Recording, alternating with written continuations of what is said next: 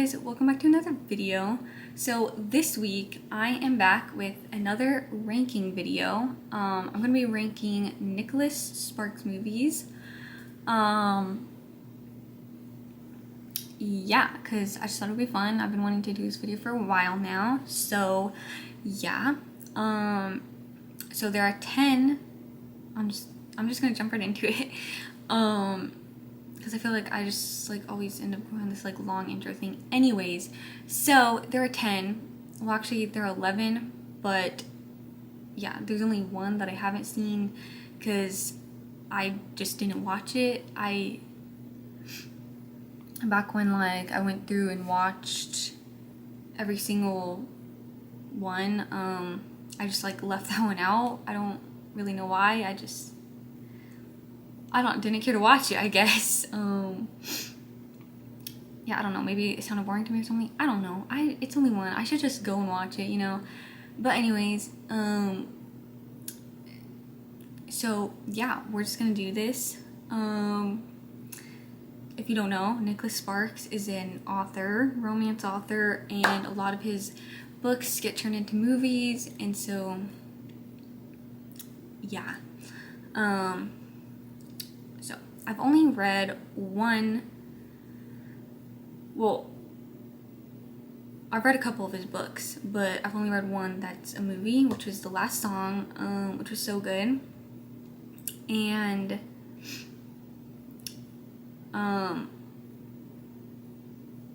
yeah, so I eventually want to read every single one. Yeah, because they're all so good. But anyways, let's just get into this. So we should know by now how I do this. I start at the bottom, go to the top. Yeah. Anyways, so at number 10, I have Night in Rodanthe. I think I'm saying that right. I don't really know. But anyways, yeah, this is my least favorite Nicholas Sparks movie. Yeah, definitely the one I enjoyed the least. It was okay. This one was just kind of boring for me. I don't know.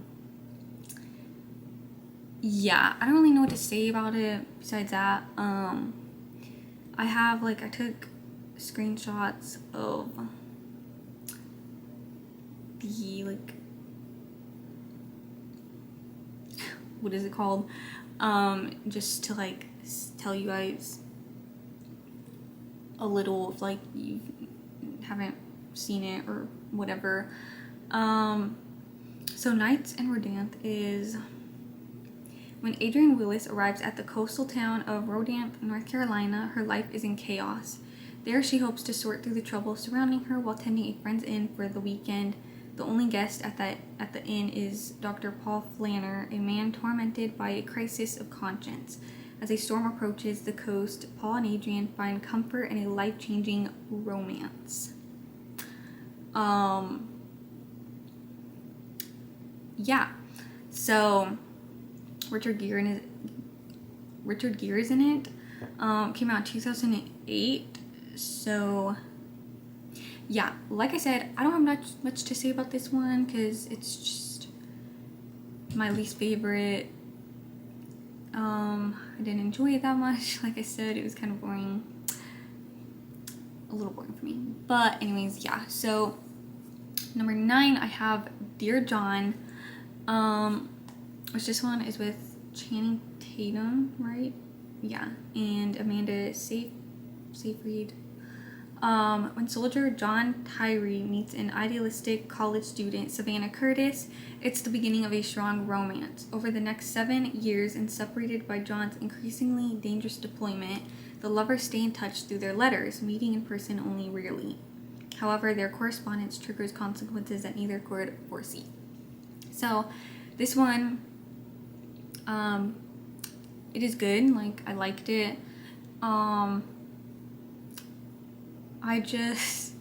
It's at number 9 because this one's just a little hard for me. This story, it's just so sad how they're separated for most of it, and then like, you know, what ends up happening and just how like the story ends and whatever. I won't like say too much because I don't want to like give like spoilers in case anyone like this once hasn't seen it, anyone watching this hasn't seen it and you want to go watch it. So anyways, yeah, so I'll keep this spoiler free, but yeah, so that's just what that is for me. Number 8, I have The Lucky One. This one is not my fave, but Zac Efron is in it, which is great. And I do like this like story and whatever better than Dear John, which is why it is at number 8. So this one is about U.S. Marine Sergeant Logan returns home from his 3rd tour of duty in Iraq with the one thing he believes kept him alive, a photograph of a woman he doesn't even know. He learns the woman's name is Beth and goes to meet her, eventually taking a job at her family-run kennel. Though Beth is full of mistrust and leads a complicated life, a romance blooms, giving Logan hope that Beth could become more than just his good luck charm. Yeah. It was a good movie. It was cute and everything. Zac Efron was great in it. Love him. But besides that, just not like, it's not one that just like really stood out to me or whatever as like some of the others that we will soon get to. So let's just move on. Number 7, I have The Choice. Travis Shaw is a ladies' man who thinks a serious relationship would cramp his easygoing lifestyle. Gabby Holland is a feisty medical student who's preparing to settle down with her long-term boyfriend. Fate brings the two together as Gabby moves next door to Travis, sparking an irresistible attraction that upends both of their lives. As their bond grows, the unlikely couple must decide how far they're willing to go to keep the hope of love alive. Yeah, so I do remember it being really good. I think really interesting story and whatever. I just remember there being this like one thing about it that I didn't really like, and I can't really explain it without like giving a lot away, but basically it kind of like tells this story of like them two, you know, meeting. They don't really like each other when they first meet and like that kind of trope, and then like getting together and like blah blah blah, and then it's like for the second half of the movie it's like almost like 2 stories in one, sort of, because something ends up happening again. Like I can't like explain it without giving everything away, and like I said, I don't want to like give big spoilers here in case people like haven't seen the movie and then watch this video and want to go watch it. I don't want to like ruin it for you guys. So anyways, yeah, I don't know, that's all I'll say. But if you've never seen this movie, go watch it and then come back and let me know. Yeah, I don't know. Or if you have seen this movie, comment if you get what I'm saying. If you know if I get what I'm saying. But it's a good movie, good story and everything. I just like, it's just like something happened, like this part kind of threw me for a loop and like confused me a little bit, and yeah, I don't know. Anyway, number 6, I have A Walk to Remember. Which I think this is the oldest one on here, besides the very first Nicholas Sparks movie. The only one I haven't seen came out in 1999, so that's the oldest one. But on here, I think this is the oldest. Came out in 2002, which was the year I was born. So, anyway, set in North Carolina, A Walk to Remember follows the rite of passage of a jaded, aimless high school senior who falls in love with a young woman he and his friends once scorned. The two develop a powerful and inspirational relationship in which they discover truths that take most people a lifetime to learn. Yeah, this one is like a very beautiful movie, beautiful story. I've seen this one at least a couple times, I think. Yeah, it's really, really good. Very sad, but also like very beautiful and like really good like message and like lesson to be learned from it, I think. And yeah, so yeah, I definitely think if you've never seen A Walk to Remember, you should watch it. Number 5, I have The Longest Ride, which is the very first one that I watched. Well,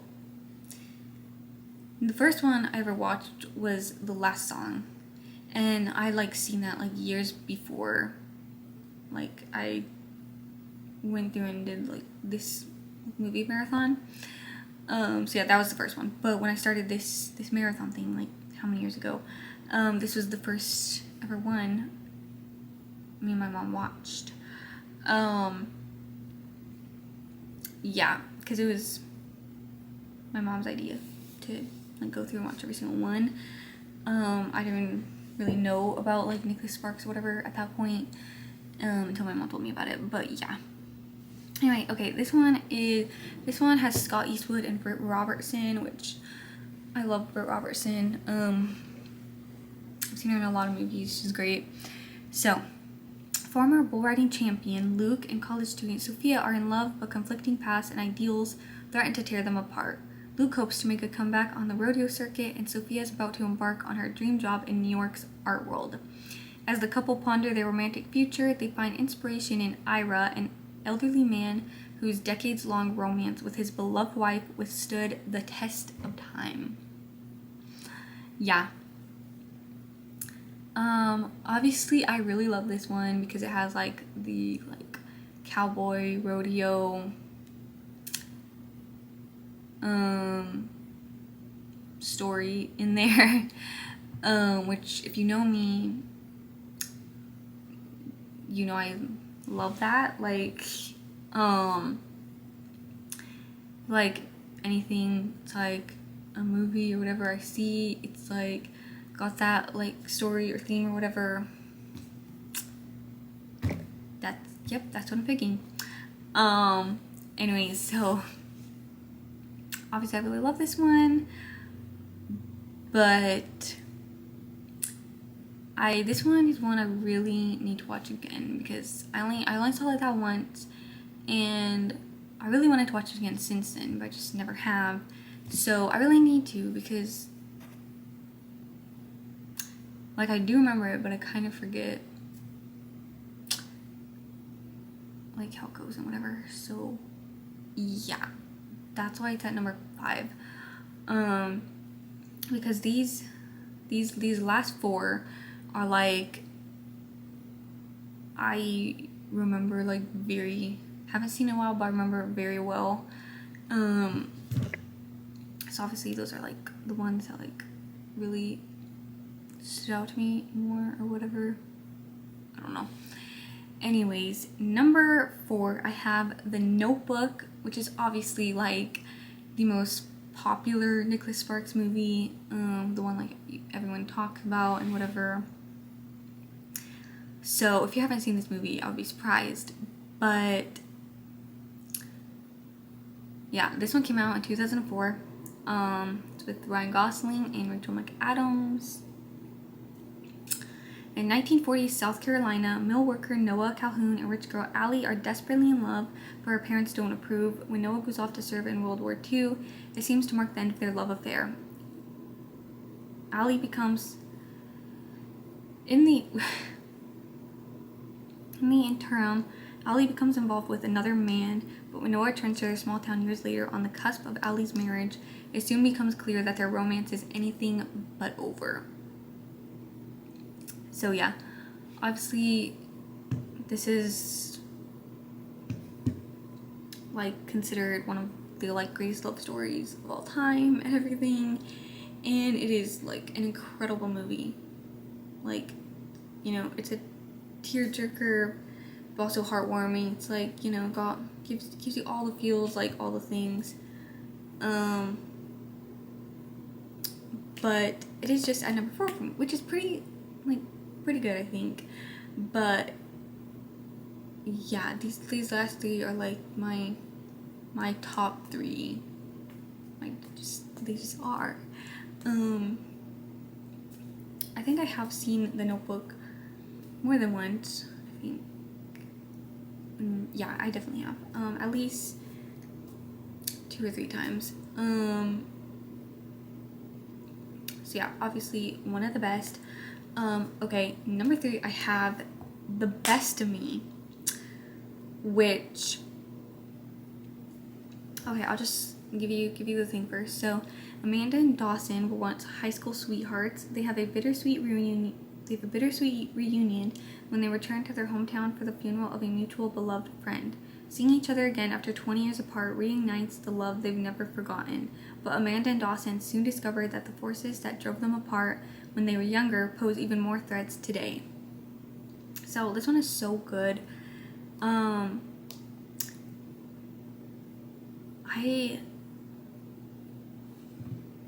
This is one of those movies that's told in 2 different times. Like, the first half is when they were like teenagers, and then the second half they're, you know, adults, grown, like all that.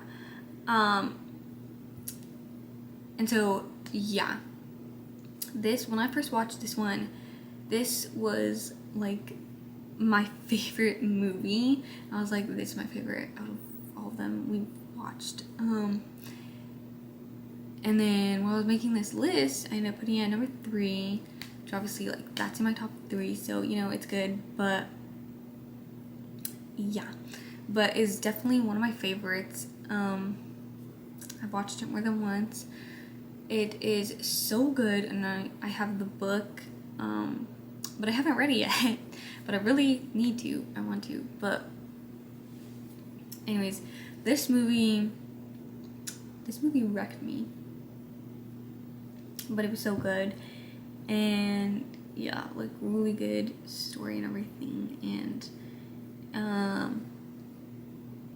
yeah, I like when movies do that, of like younger and then how many years later and older and everything. I think, you know, it's really cool and interesting stuff.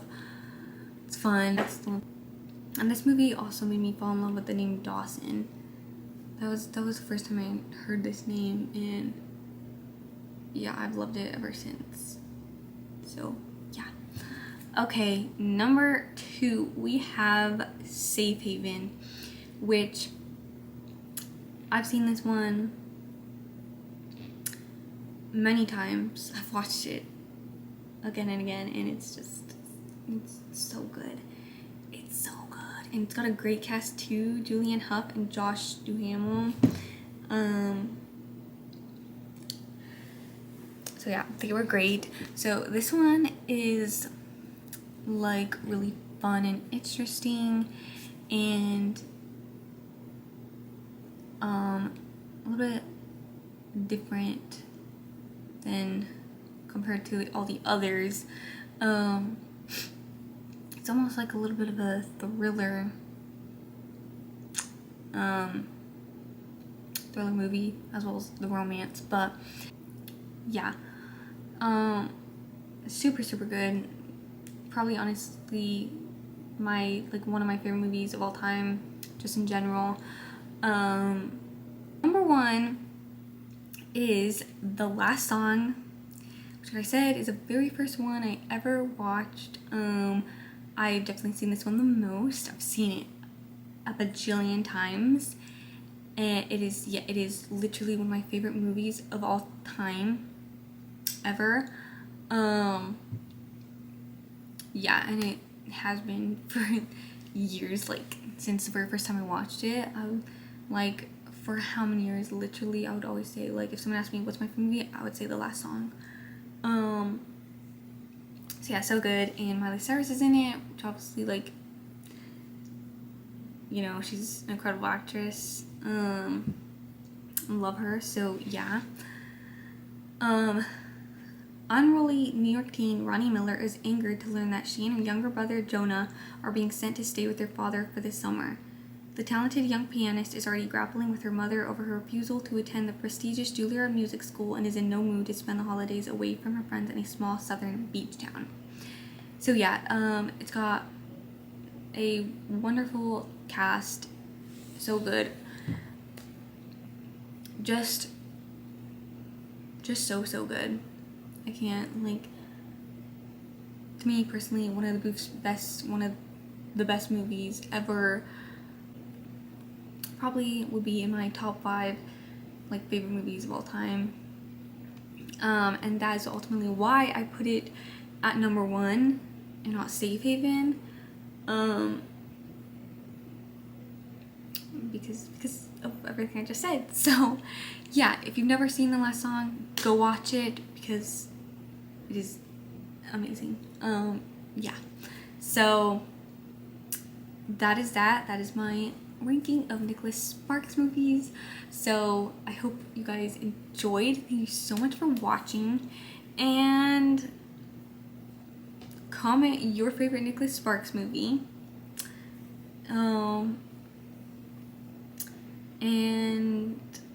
And if you have any ideas what you want to see next, or what you would like me to see me rank next, comment, let me know, because I want to know your ideas. And again, thank you so much for watching. Don't forget to like this video, subscribe, share with your family and friends, because it really helps me out. I really appreciate it. And I'll see you guys next week. Bye.